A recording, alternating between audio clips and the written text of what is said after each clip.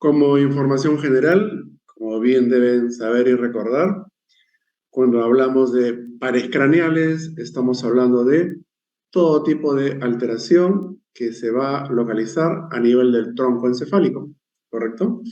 Entonces, cuando hablemos de trastornos de pares craneales, vamos a hablar de trastornos del mismo lado, es decir, ipsilaterales, ¿ok? Bien.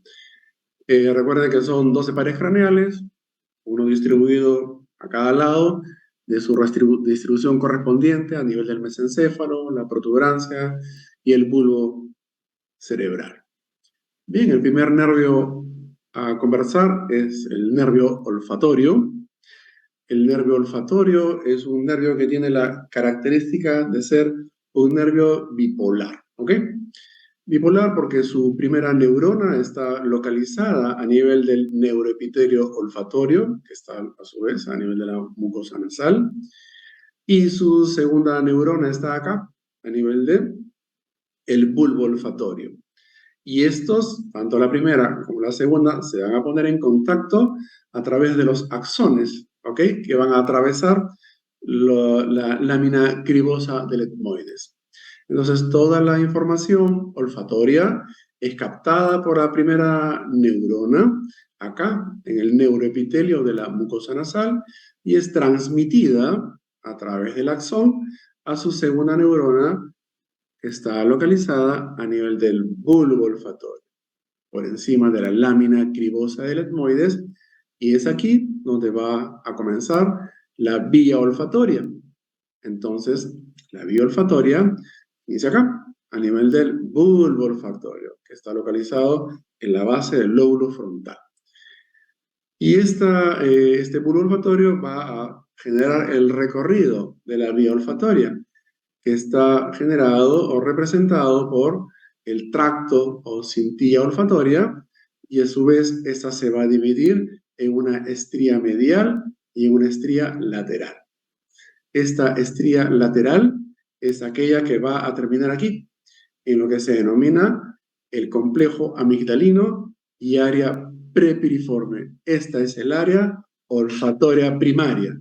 Entonces, cualquier alteración o desorden o trastorno que origine lesión a nivel de la mucosa olfatoria, la lámina cribosa del etmoides, la base del lóbulo frontal y o el lóbulo temporal basal, va a generar desórdenes relacionados con la olfacción. ¿Ok? ¿Qué manifestaciones clínicas podemos encontrar en el trastorno de la vía olfatoria? Tenemos alteraciones cuantitativas, como anosmia y hiposmia. Tenemos alteraciones cualitativas, que son distorsiones de la olfacción, y las alucinaciones olfatorias, que las vamos a definir una por vez. Anosmia, por definición, se le antepone la letra A porque significa que la persona pierde la capacidad de percibir, ¿sí?, las sustancias o partículas que generan olor. Tenemos causas nasales, cuando generan problemas relacionados con la mucosa nasal que no permite la captación del mismo.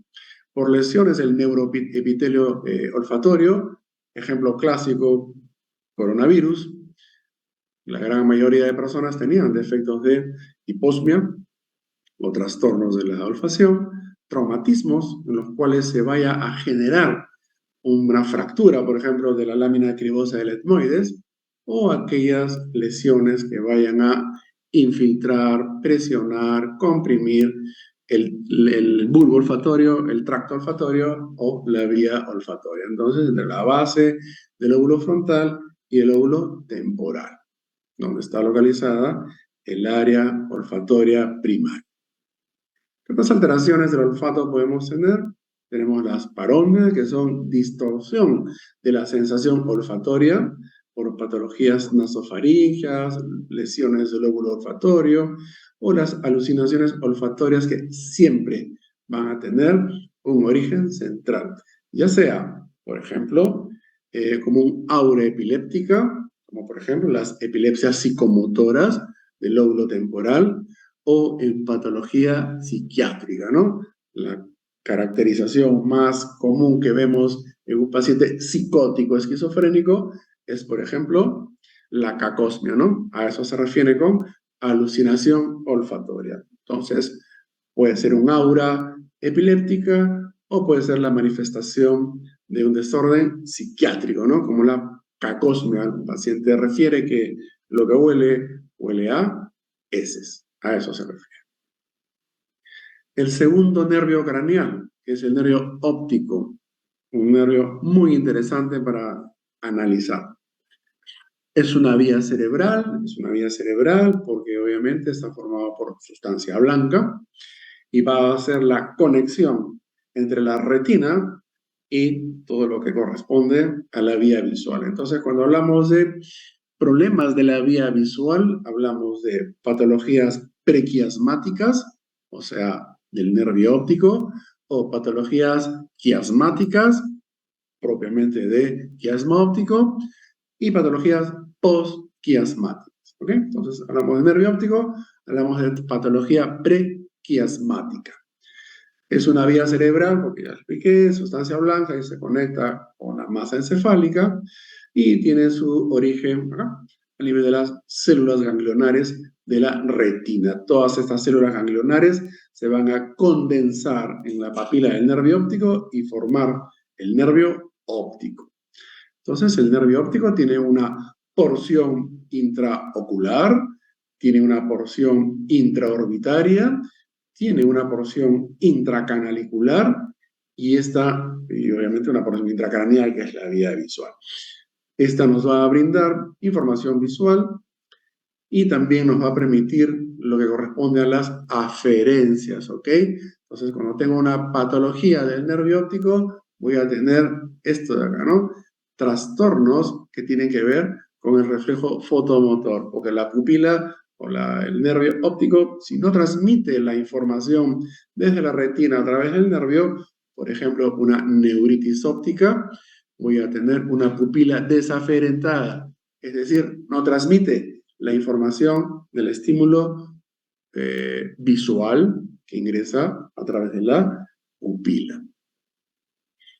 Y este gráfico lo que representa es eso, la vía visual. Entonces todos debemos recordar, la vía visual, recordemos que la vía visual comienza acá, a nivel de la retina, ¿correcto? Recuerden que las neuronas de la retina se condensan en la papila del nervio óptico y van a formar el nervio óptico, ¿ok? Ya hemos dicho que tiene 4 porciones. ¿Y qué necesitamos saber? Primero, que a nivel de la retina, las neuronas tienen una localización a nivel temporal y una localización a nivel nasal. Entonces, tenemos una retina temporal y una retina nasal que se condensan en la papila del nervio óptico. Una vez que toda esta información llega al nervio óptico, nos está llevando información, acá en celeste turquesa, sobre la retina nasal y aquí en mostaza, la información de la retina temporal. Pero miren lo que pasa aquí, en el quiasma óptico. En el quiasma óptico, toda la información de la retina temporal, ¿sí?, sigue su trayecto a través del tracto óptico, cuerpo geniculado, radiaciones ópticas y, lógicamente, la vía visual primaria a nivel del lóbulo occipital. Sin embargo, toda la información que llega, información visual, que llega a través de la retina nasal, ¿sí?, se decusa a nivel del quiasma óptico hacia el lado contralateral.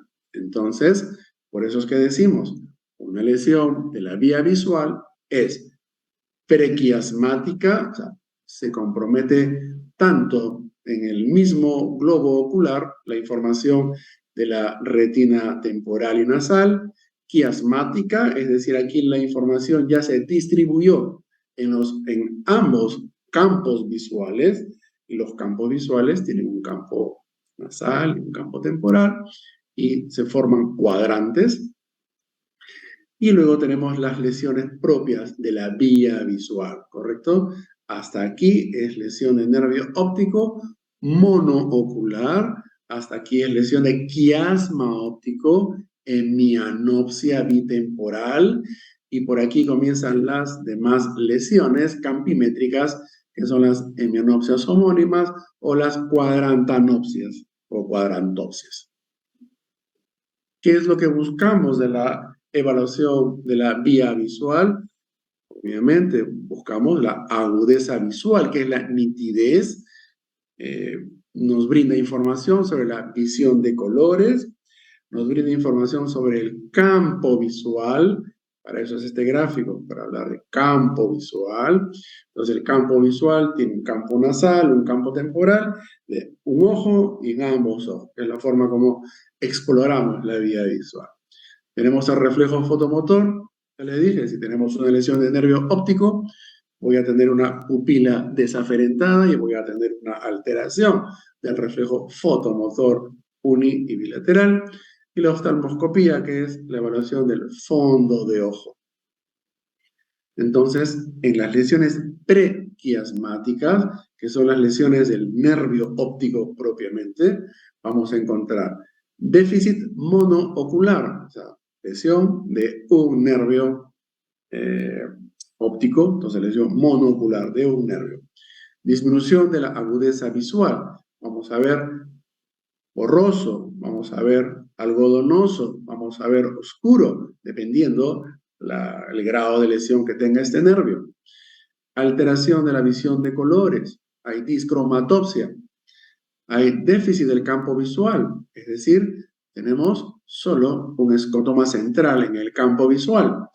Disminución del reflejo fotomotor, porque está desaferentada la pupila, y alteración o no en el fondo de ojo. Entonces, en una papila del nervio óptico, que es un fondo de ojo, como pueden ver, aquí la retina está hiperémica, está normal, de un color naranja. Podemos diferenciar los vasos sanguíneos que están distribuidos en esta retina, así como también podemos ver al disco o al nervio óptico que tiene unos bordes bien definidos, tiene una coloración adecuada, amarilla, ¿ok? Y podemos definir todas las estructuras que componen este fondo de ojo, es decir, la retina, los vasos, el nervio óptico y los vasos que están atravesando la cabeza del nervio óptico.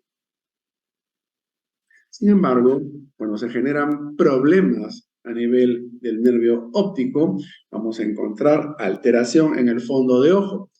Como por ejemplo aquí, un edema de papila, vamos a ver de que ya no se define esa nitidez que tenemos a nivel de la retina. No podemos definir de manera adecuada los vasos sanguíneos que están por aquí y mucho menos podemos definir la papila del nervio óptico con sus bordes y los vasos que estaban atravesándola, como lo podemos ver en este gráfico. Si esto lo encontramos en ambos ojos, en ambos nervios ópticos, obviamente vamos a hablar de hipertensión intracraneana, y si esto lo encontramos en un solo ojito, vamos a hablar de neuritis óptica, ¿ok? Entonces la neuritis óptica es una inflamación del nervio óptico que tiene como causa más frecuente enfermedades de tipo inmunológica.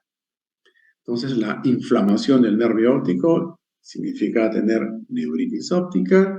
¿Y qué es lo que vamos a encontrar? Obviamente, pérdida de la agudeza visual, alteración del campo visual, o sea, un escotoma central, dolor ocular al movimiento y vamos a encontrar alteración de la visión de colores, una discromatopsia. Entonces estamos claros que aquí no se puede definir la papila del nervio óptico y mucho menos los vasos que se superponen. Entonces, si hablamos de neuritis óptica, hablamos de enfermedades de tipo inmunológica. Entonces, siempre que una persona hace neuritis óptica, primero, como tiene etiología autoinmune, entonces es patología de gente joven, ¿sí? Es más frecuente en las mujeres que en los varones. Suele ser unilateral, a veces también es bilateral. En estos casos hacemos todo un screening de descarte de enfermedades autoinmunes que que puedan estar lesionando el nervio óptico, ¿ok? También podemos ver neuritis óptica en el contexto de desarrollo de enfermedades como por ejemplo lupus, pacientes lúpicos o con LES, o pacientes con AR, pacientes reumatoidea, pueden hacer complicaciones, bueno, son enfermedades sistémicas y por lo tanto pueden hacer complicaciones en cualquier estructura y el nervio óptico puede ser una de ellas. También tenemos enfermedades desmielinizantes como la esclerosis múltiple, donde la neuritis óptica puede ser una entidad predictiva, ¿sí? Es lo que se conoce como el síndrome clínico aislado. Es decir, una persona joven con una resonancia cerebral normal que debuta con una neuritis óptica y no encuentra una etiología autoinmune, es decir, mi perfil de vasculitis me sale negativo, puedo pensar que este paciente tiene hasta un 40 o 50% de realizar esclerosis múltiple en los próximos 5 años. ¿Ok? Entonces, es importante tener esa información porque puede ser un factor predictivo para más adelante. Al ser esto una enfermedad de tipo autoinmune, obviamente el tratamiento es con esteroides a altas dosis, aquí prednisolona, y también podemos utilizar medicación como por ejemplo plasmaféresis o incluso inmunoglobulinas para tratar de eliminar los anticuerpos que están haciendo que se lesione este nervio óptico. ¿Ok? En algún grupo de pacientes, la recuperación puede ser buena. En otro grupo de pacientes con neuritis óptica, la recuperación puede no ser significativa, ¿sí? También hay un grupo de pacientes que hace lesión del nervio óptico por el consumo de alcohol metílico, ¿sí? Hace algún tiempo hubo un problema con un licor barato que lo vendían en las licorerías, obviamente, y que la gente que consumía este licor, al ser alcohol metílico, produce lesión del nervio óptico y terminaban con ceguera. Algunos, obviamente por intoxicación, iban a la muerte. Entonces, lo que hemos hablado está en función a las lesiones de la vía visual. Hemos dicho que las lesiones pueden ser prequiasmáticas por problemas del nervio óptico o por lesiones, como por ejemplo neuritis óptica. ¿Y qué es lo que voy a tener aquí en negro? Una amaurosis, ¿ok? Monocular. Si la lesión está aquí a nivel del quiasma óptico, es la lesión clásica de hemianopsia bitemporal. Esto lo voy a ver básicamente en problemas o patologías de macroadenoma hipofisiario. Por debajo del quiasma óptico está la glándula hipófisis. Cuando la glándula hipófisis crece, pero crece y sale por fuera de la silla turca, va a generar un efecto compresivo sobre el quiasma óptico que está exactamente pasando encima de él. Y esto va a originar de manera progresiva, conforme va creciendo, va lesionando al quiasma óptico y vamos a encontrar esta hemianopsia bitemporal, lesión típica de macroadenoma hipofisiario. Entonces, esta es una lesión prequiasmática, esta es una lesión quiasmática y es así como lo vamos a ver en el campo visual. Y todo lo que está posquiasmático ya son lesiones que comprometen el cuerpo geniculado, las radiaciones ópticas y la cintilla óptica y todo lo que sigue por abajo, vamos a encontrar lesiones a nivel de cuadrantes, ¿sí? Las cuadrantanopsias. Entonces, es importante lo que vamos a interpretar cuando hacemos campo visual, ¿sí? Obviamente le pedimos una campimetría computarizada y todo lo que está reflejado en este esquema es cómo se va a traducir, ¿no? En el papel. Pero también podemos hacer estudio del campo visual por confrontación. Examinamos ojo por ojo, un ojo se tapa y se examina el otro, se le pide que mire nuestro ojo sin que no vaya a desviar la mirada y se evalúa el campo temporal y el campo nasal, ¿ok? De ese ojo y se utilizan los cuadrantes, ¿no? Cuadrante superior nasal, cuadrante superior temporal, cuadrante inferior nasal, cuadrante superior nasal, temporal, perdón. Y es así como evaluamos si hay defecto del campo visual por confrontación. Vamos a pasar al estudio del tercer nervio craneal. Este nervio craneal es muy importante porque va a generar inervación motora al músculo elevador del párpado, va a generar inervación motora al músculo recto interno, va a originar función motora al oblicuo menor, va a generar función motora al recto inferior, ¿ok?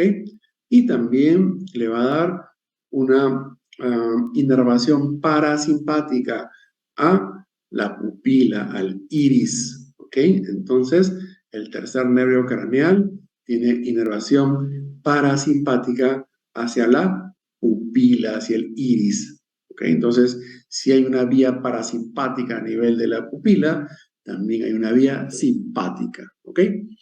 ¿Qué función cumple el tercer nervio craneal en la vía parasimpática para la pupila? Es un irido constrictor, o sea, produce miosis. Si se lesiona el tercer nervio craneal, lo que voy a tener es predominancia de la vía simpática, que es iridodilatador, entonces tendré midriasis. ¿Ok? Entonces, esto es para reflejar lo que hemos dicho, a qué músculos inerva, a los rectos internos, superior, inferior y oblicuo menor, así como al elevador del párpado, y también le da inervación parasimpática a la pupila. Entonces, cuando yo tengo una lesión del tercer nervio craneal, voy a tener ptosis palpebral, voy a tener desviación de la mirada hacia afuera, porque está jalando el recto externo, sexto nervio, oculomotor, y si es que se compromete la fibra parasimpática, voy a tener midriasis. Y si no se compromete la vía parasimpática, voy a tener la diplopia con la ptosis, pero sin dilatación pupilar, sin compromiso pupilar. Entonces, cuando tengo una lesión del tercero, debo especificar, ¿es un tercero completo o es un tercero incompleto? Digo que es un tercero completo cuando tengo midriasis y digo que es un tercero incompleto cuando no tengo midriasis. ¿Ok? ¿Qué cosas pueden hacer que se genere la lesión del tercer nervio craneal? Realmente son varias, ¿no? Los traumatismos craneales pueden lesionar cualquier oculomotor, también por problemas de meningitis, y las meningitis producen aracnoiditis basal, se puede lesionar cualquiera de los oculomotores que van por la base del cráneo, también las hemorragias aracnoideas y por algún fenómeno compresivo por etiología tumoral. Y para aquellos pacientes donde haya midriasis, ¿correcto? El tercer nervio craneal pasa entre dos arterias, es lo que se denomina la pinza arterial del tercer nervio craneal. Entonces, si se genera algún tipo de dilatación de la cerebral posterior o la cerebelosa superior, que son las arterias por donde pasa este tercer nervio, se va a generar presión sobre el mismo y se lesiona la vía parasimpática y se produce la midriasis. Eso generalmente pasa por dilataciones aneurismáticas de cualquiera de estas dos arterias. La causa más frecuente de lesión del tercer nervio craneal sin compromiso pupilar tiene que ver básicamente con enfermedades metabólicas, ¿sí? Los diabéticos, los hipertensos, los dilipidémicos pueden hacer lesión del tercero, de etiología metabólica, ¿sí? Para poder diagnosticar tenemos que evaluar obviamente el encéfalo mediante estudios de resonancia que nos permitan determinar qué es lo que está pasando, ¿ok? ¿Por qué motivo se ha generado esta lesión? Que suelen ser básicamente microisquemias.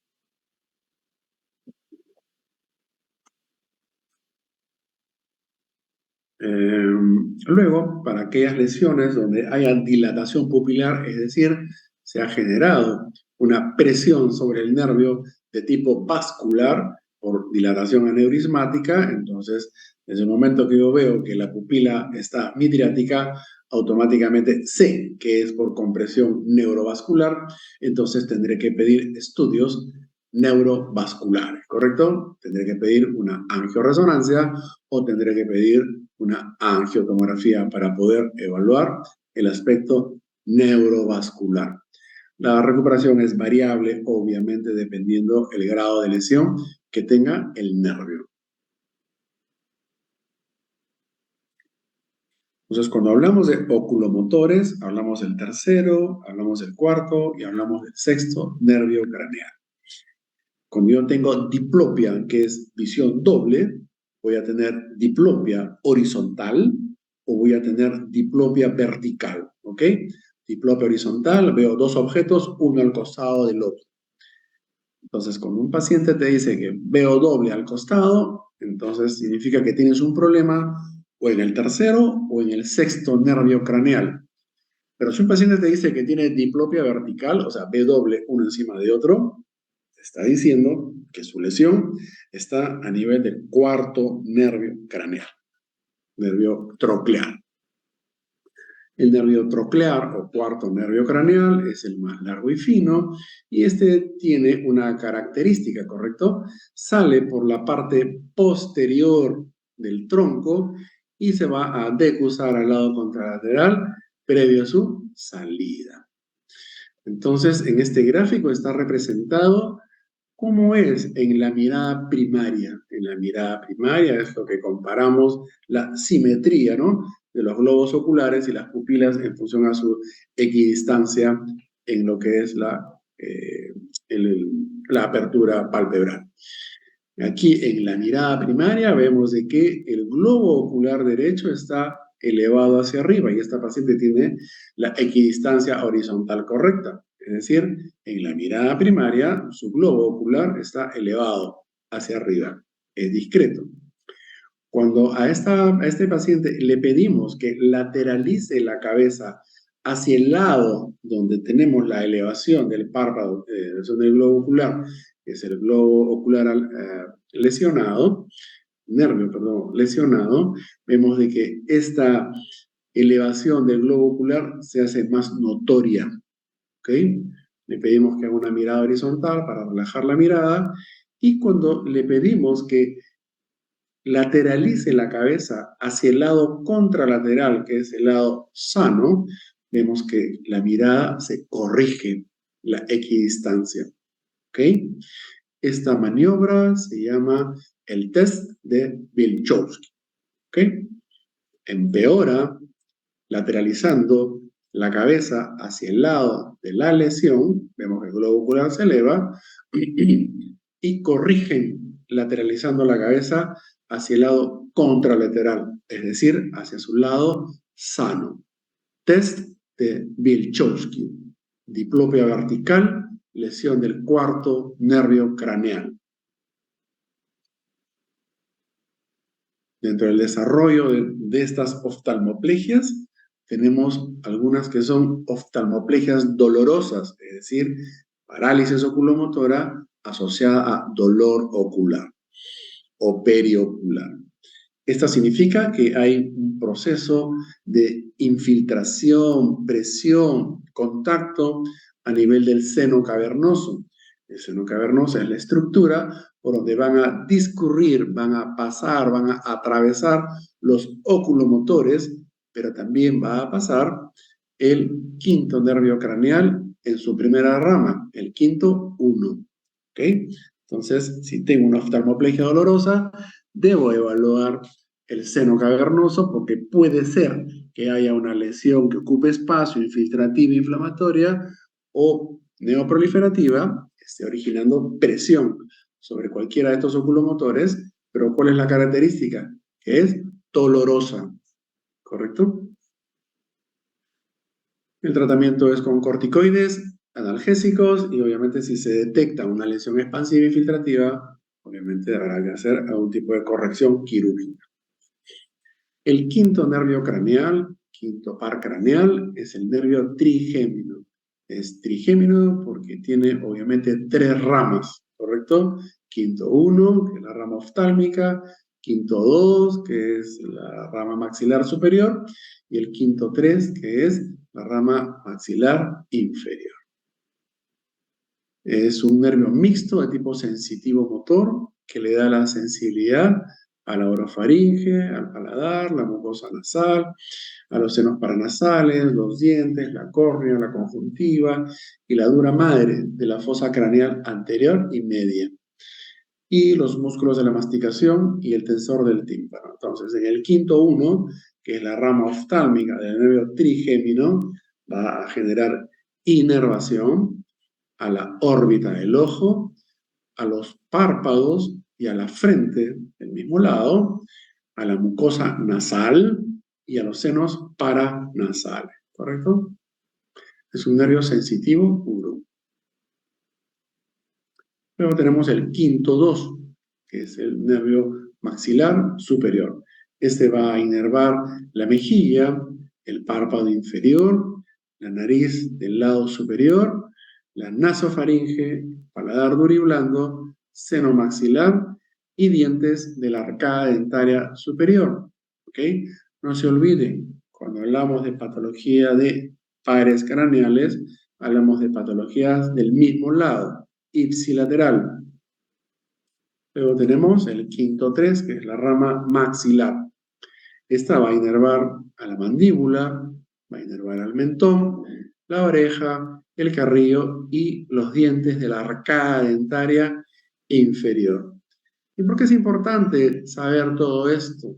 Porque cuando hablamos de patología del nervio trigémino, vamos a hablar de un trastorno que es la neuralgia del nervio trigémino.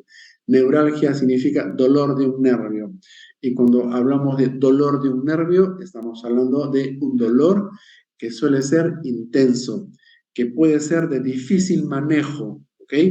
Y donde el tratamiento que se utiliza no son los analgésicos o los antiinflamatorios, ¿ok?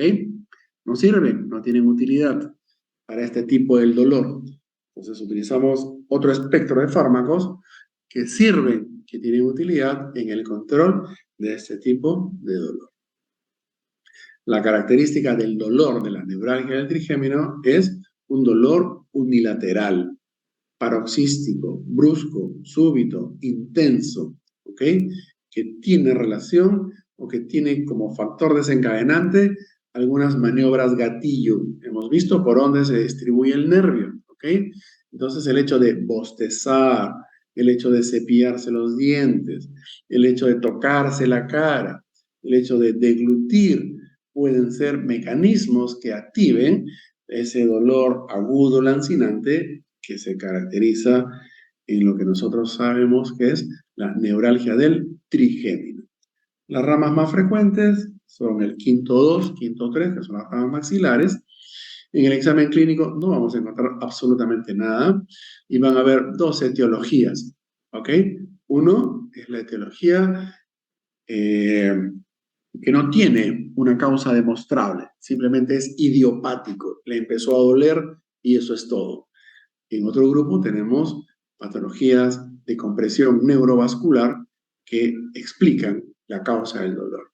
En estos casos, obviamente, el tratamiento es quirúrgico y los fármacos que utilizamos para el control de este dolor neuropático son fármacos de tipo gabapentinoides, que son antiepilépticos, como gabapentina, pregabalina, carbamazepina, y también usamos analgésicos, de preferencia los opiáceos como el tramadol, el tapentadol, y también utilizamos antidepresivos como la amitriptilina.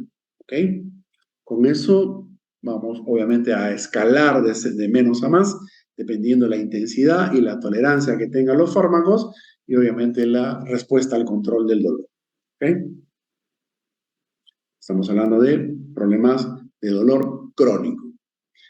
Sexto nervio craneal es el motor ocular externo, es el nervio que se encarga de inervar al músculo recto externo, que es el que lleva el ojo hacia afuera. Cuando se lesiona este nervio, lógicamente va a haber una diplopia horizontal ¿ok? Porque está predominando el recto interno, que es lo que permite que se desvíe la mirada hacia adentro, ¿no? Se ha perdido la fuerza del recto externo y en la mirada primaria el paciente mira hacia adentro. La clásica etiología es la misma que la tercera, patologías generalmente de tipo vascular, microvascular, metabólico. Nervio facial, séptimo, nervio craneal, ¿ok? O paracraneal. Porque es importante reconocer las lesiones de nervio facial porque es una patología bastante frecuente y a veces no saben reconocerlo, a veces se equivocan, ¿ok? Entonces, cuando hablamos de patología o parálisis de Bell o parálisis del séptimo par craneal, vamos a ver que se compromete la función motora de toda la hemicara, ¿ok? De toda la hemicara, es decir, la persona pierde la capacidad de arrugar los músculos de la hemifrente, pierde la capacidad de cerrar el párpado, pierde la capacidad de gesticular con la mitad de la cara. Entonces, si hablamos de parálisis facial periférica o parálisis de Bell, hablamos de que hay una parálisis o una debilidad muscular de toda la hemicara, ¿ok? Y ciertas características acompañan a la lesión de este nervio. La causa más frecuente es de tipo viral, se presenta con mucha frecuencia en los cambios de estación, cuando pasamos de calor a frío, de frío a calor. Esta es la temporada ahorita donde estamos en cambio de clima, donde empiezan a llegar estos pacientes con parálisis de Bell. Y si a esto le agregamos contextos donde haya disminución de la inmunidad, es decir, pacientes que tengan enfermedades crónicas como ser diabéticos, como ser pacientes oncológicos o condiciones donde la persona esté sometida a estrés o presión, son los factores que precipitan que esto se pueda generar. ¿Ok? Debemos recordar que hasta en el 50% de pacientes va a haber un dolor retroauricular. ¿Por qué? Porque el virus se aloja, ingresa al ganglio que tenemos detrás de la oreja y es ahí donde comienza el síntoma en el 50% de pacientes, que es dolor retroauricular.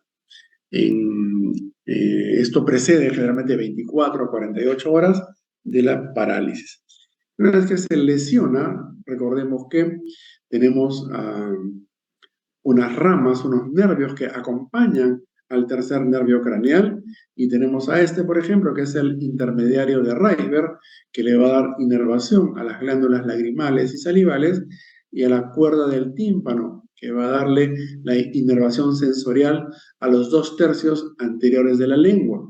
Entonces, cuando yo tengo lesión del nervio facial, debo preguntar si este paciente tiene problema de tipo del gusto, si tiene disgeusia, ¿ok? Entonces sabré que si se ha lesionado, también ha comprometido a su ramita que se llama la cuerda del tímpano. Si se ha lesionado este nervio, también le da una rama al músculo estapello del oído y puede generarse hiperacusia dolorosa. Y sabemos que el intermediario de Reisberg le da una inervación a la glándula lagrimal y salival y pueden tener epífora o lagrimeo. En este grupo de enfermedad o trastorno del nervio facial también puede darse lo que se llama el síndrome de Ramsay-Hunt. El síndrome de Ramsay-Hunt es una parálisis facial periférica, pero de tipo infecciosa, es decir, cuando existe un brote herpético a nivel del pabellón auricular o a nivel del conducto auditivo externo. Por vecindad se inflama el nervio facial que pasa adyacente y se produce una parálisis facial secundaria a esta infección herpética a nivel del conducto auditivo o pabellón auricular, lo que se llama el síndrome de Ramsay-Hunt. El octavo par craneal es un nervio que nos permite percibir la audición, pero también tiene que ver con el equilibrio, ¿correcto? La rama coclear se encarga de la audición y la rama vestibular se encarga del equilibrio. Sus receptores del octavo par están localizados en el utrículo y sáculo y son los otolitos. Y estos otolitos tienen una relevancia justamente en pacientes que presentan vértigo periférico, ¿no? Entonces, los otolitos van a registrar las impresiones estáticas y los canales semicirculares van a registrar las impresiones dinámicas. Y obviamente está conectado mediante vías con el cerebelo, con los oculomotores, con el tronco encefálico y los centros espinales y corticales. Entonces, cuando tenemos vértigo periférico, vamos a tener nistagmus, vamos a tener un trastorno del equilibrio, vamos a tener náuseas y vómitos. Todo está en relación a estas conexiones que hay. Y lo mismo pasa con el vértigo central, pero ahora les voy a explicar. ¿Qué síntomas se producen cuando hay problemas a nivel del nervio óptico, del nervio auditivo, perdón? Desórdenes que tienen que ver con la intensidad o la calidad de la audición, sordera, baja audición, incremento de la percepción auditiva, paracusias y los acúfenos, que son los famosos tinnitus que no tienen una cura. ¿Cómo se explora el octavo nervio craneal? Mediante la audiometría tonal y la logoaudiometría. ¿Qué causas pueden originar que esta persona tenga trastornos de la conducción? Es decir, ¿cuál es el mecanismo que obstruye el pasaje de la onda auditiva, ¿no?, que ingresa por el pabellón auricular hacia el conducto auditivo? Todo lo que genere obstrucción al pase de la onda auditiva va a originar trastornos de la conducción. Y todos aquellos que tengan relación con problemas auditivos por desorden de la percepción, no de conducción, sino de la percepción, entonces obviamente tenemos que hablar aquí de patología propiamente del aparato receptor y del nervio auditivo. ¿Ok? Y aquí ven una serie de trastornos que pueden originar este problema. Entonces, cuando se lesiona la rama vestibular, voy a tener vértigo, inestabilidad en la marcha y acúfenos. Y esto es lo que se denomina el vértigo periférico.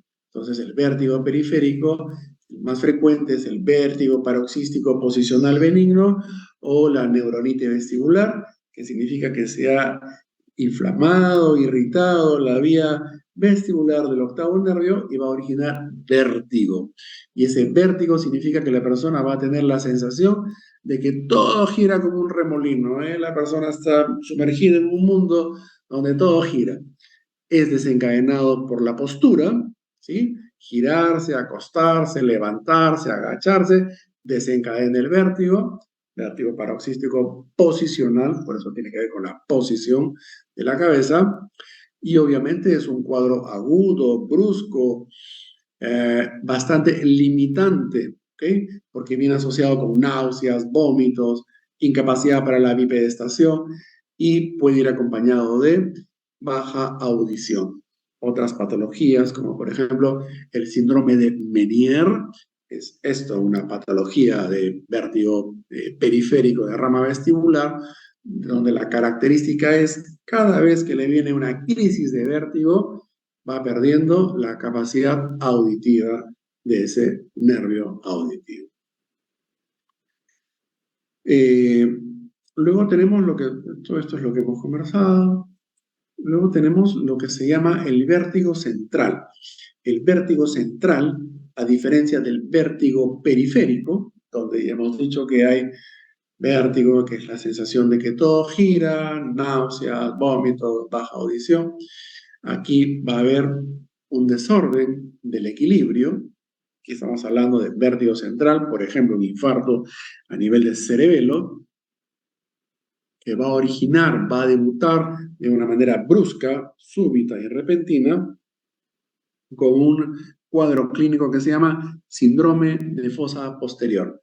Un síndrome de fosa posterior es esto, un trastorno del equilibrio donde la persona pierde la capacidad para la bipedestación y marcha, tiene que ampliar la base hacia un romber positivo, va a haber dismetría, va a haber disdiadococinesia y vamos a encontrar una alteración a nivel del movimiento de los ojos. Así como en el vértigo periférico, el nistagmus que voy a encontrar es horizontal y puede ser horizonto rotatorio, en el vértigo central también voy a encontrar nistagmus de tipo horizontal, horizonto rotatorio, pero es el único que tiene nistagmus vertical.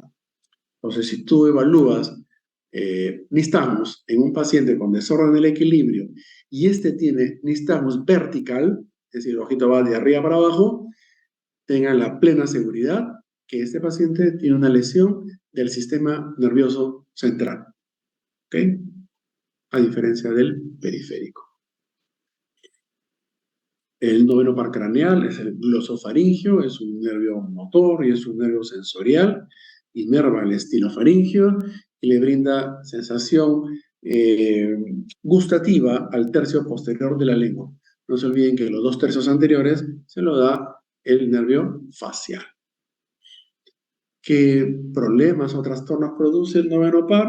Trastornos del gusto, obviamente, por patologías de la base de la lengua, amidanofaringe, y trastornos de la deglución, la disfagia, ¿ok? Recuerden que está inervando al estilo faringio, que tiene que ver con la deglución. Entonces, cuando yo tengo un problema de deglución, estoy hablando de patología del 9 y patología del 10º par craneal. Pero este noveno par craneal, así como existe una neuralgia del trigémino, también existe una neuralgia del noveno par, ¿ok? El glosofaringio, que es dolor durante la deglución. Imagínense tener, deglutimos para todo, deglutimos la saliva, deglutimos los alimentos, las bebidas, y tener dolor paroxístico cada vez que hacemos esto, es bastante complicado para la vida de esa persona, ¿no? Va a ser desencadenado por maniobras valsalva, como todo bostezo, movimientos craneales, suele ser un dolor unilateral y obviamente el tratamiento es quirúrgico. 10º par craneal, el 10º nervio craneal es un nervio bastante extenso, ¿correcto? Porque va a darle inervación neurovegetativa, ¿sí?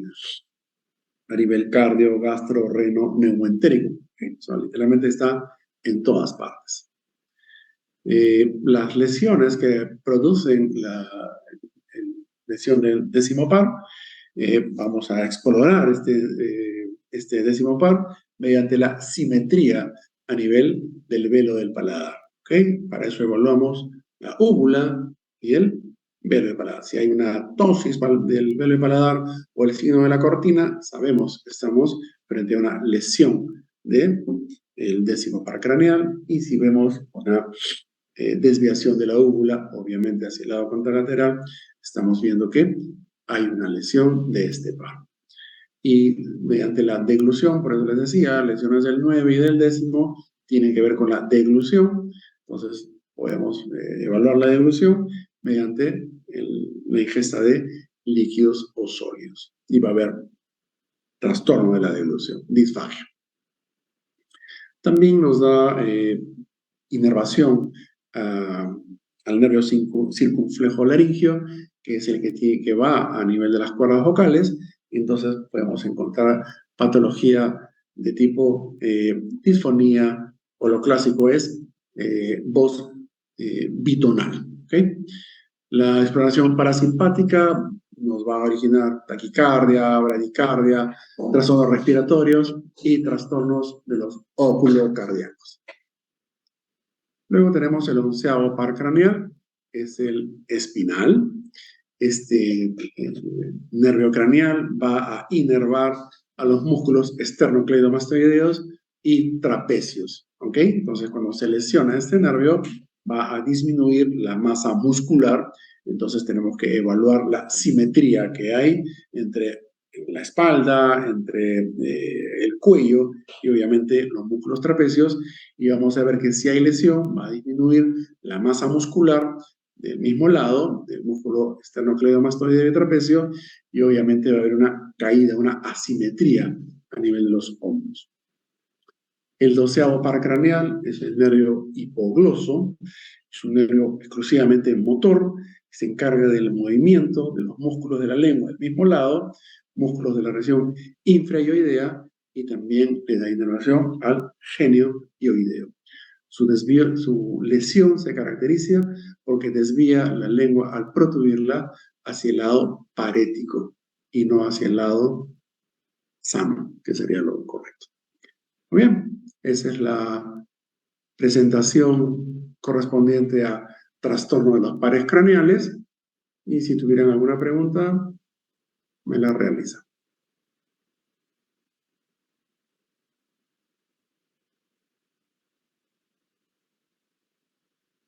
Siempre hay dudas con esto de la desviación de la lengua hacia el lado parético, ¿de acuerdo? Entonces hay que recordar, ¿sí? Hay que recordar que los músculos que están en la cavidad bucal, la cavidad oral, la lengua, ¿no? Y la faringe, obviamente tenemos una cantidad considerable de músculos. Entonces, hay que recordar que el músculo genioideo, porque se confunde con el genio-gloso, el músculo genioideo es el que va a insertarse a nivel del hueso hioides y va a darle inervación motora a los músculos del piso de la boca, ¿ok? Pero cuando hablamos de que la lengua desvía hacia el lado contralateral, es por acción del músculo geniogloso, que es el que se encarga de protruir la lengua, el motor que protruye la lengua y desvía la lengua de manera unilateral. Muy bien, ¿tienen alguna pregunta?